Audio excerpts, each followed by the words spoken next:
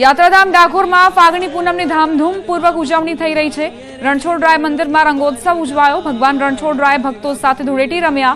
સોના અને ચાંદીની પિચકારી વડે ભગવાન ભક્તો સાથે ધૂળેટી રમ્યા। નિજ મંદિરમાં અબીલ ગુલાલની છોડો ઉછળી। રણછોડરાય મંદિરમાં ભગવાન ભક્તો સાથે ધૂળેટી રમે છે।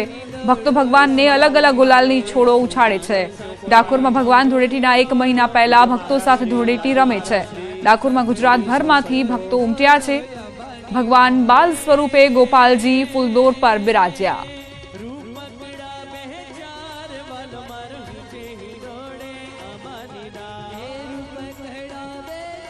ખેડામાં રણછોડરાયજી સાથે હોળી રમવા માટે ભક્તોમાં ઉત્સાહ અને આતુરતા જોવા મળી હતી।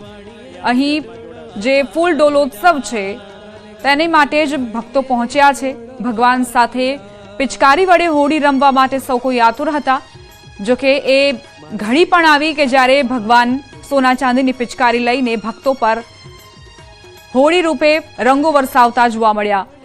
વિવિધ કલરના 70 થી 80 ફૂટ ઊંચા જે કેસુડાના ફૂલનો ઉપયોગ કરવામાં આવ્યો છે। 5000 કિલો કેસુડાના ફૂલનો ઉપયોગ કરાયો છે। સમાચારોમાં આગળ વધીએ। ગોધરામાં કોમી એકતાના પ્રતીક રૂપે હોળી પર્વની ઉજવણી કરાઈ। હિન્દુ અને વહોરા સમાજના લોકો સાથે એક સાથે મળીને હોલિકા દહન પર્વની ઉજવણી કરી કોમી એકતાનો સંદેશ પાઠવ્યો। છેલ્લા 50 વર્ષથી આ રીતે ઉજવણી કરવામાં આવે છે।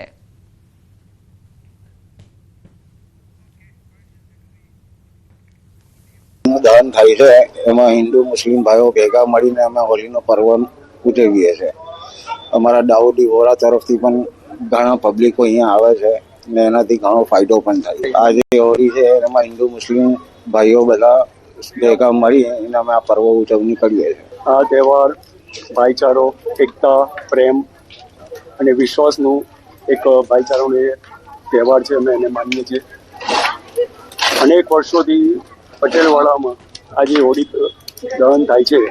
આ છેલ્લા 50 વર્ષથી અમે આ હોળી તપારવા આવી છે। આ હિન્દુ મુસ્લિમનો તહેવારનું પ્રતીક છે ને અમે લોકો દર સાલ આવી જ છે। હિન્દુ મુસ્લિમ વિસ્તારના લોકો બધા જ આવે છે। હિન્દુ મુસ્લિમ એકતાનો આ પ્રતીક છે, દર સાલ આવે।